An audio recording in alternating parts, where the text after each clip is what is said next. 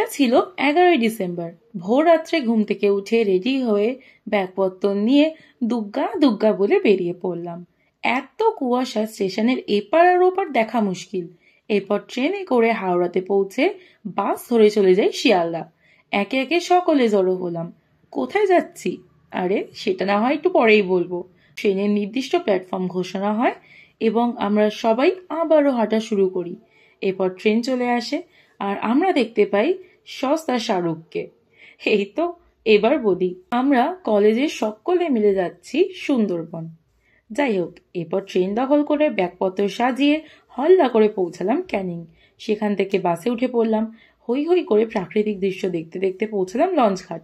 সেখানে আমাদের জন্য দুটো লঞ্চ ওয়েট করছিল। তো আমরা নিজেদের পছন্দ মতো লঞ্চ বেছে নিয়ে উঠে পড়ি। যদিও দুটো লঞ্চ ছিল একই রকম। মূলত লঞ্চগুলির দুটো করে ফ্লোর আছে। নিচের ফ্লোরে এন্ট্রান্সে দুটো ওয়াশরুম, তারপর একটা ভাস্ট এরিয়া। মূলত এটি রেস্টিং জোন। আর ওপরের তলাটায় রয়েছে ডাইনিং স্পেস। আর এই এত সুন্দর ভিউ এর সাথে এনজয় করলাম গরম গরম ব্রেকফাস্ট, যাতে ছিল লুচি, তরকারি আর নলেন গুড়ের রসগোল্লা। শীতকাল পুরো জমে গেল। এরপরে উদ্যোক্তা অথবা স্থানীয়দের পক্ষ থেকে আমাদের স্যার ম্যামরা পেলেন সংবর্ধনা।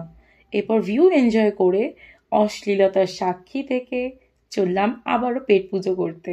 এবার পালা লাঞ্চের। তাতে ছিল ভাত, ডাল, আলুর চিপস, ফুলকপির তরকারি, মাছ, চাটনি, পাঁপড়। একটা বিশাল আকারের মেনু। সবাই মিলে জমিয়ে খাওয়া দাওয়া সেরে একটু বিশ্রাম নিলাম। উপভোগ করলাম গোল্ডেন আওয়ার। অনেক ছবিও তুললাম। তো আজ এতটুকুই থাক, বাকি আরো চমক রইবে পরের পর্বে। আর আজকের এই ব্লগটা কেমন লাগলো অবশ্যই জানিও। ভালো লাগলে like, comment, share and subscribe করতে কিন্তু একদম ভুলো না। তবে হ্যাঁ, তোমরা যদি এই ট্যুরের ব্যাপারে কোনো প্রশ্ন করতে চাও তবে তা কমেন্টে জানিও বা বাকি পার্টগুলোর জন্য অপেক্ষা করো। আমি যতটা পারবো তোমাদের ডিটেলস প্রোভাইড করব। তো আপাতত আসি, জলদি দেখা হবে পরের পর্বে।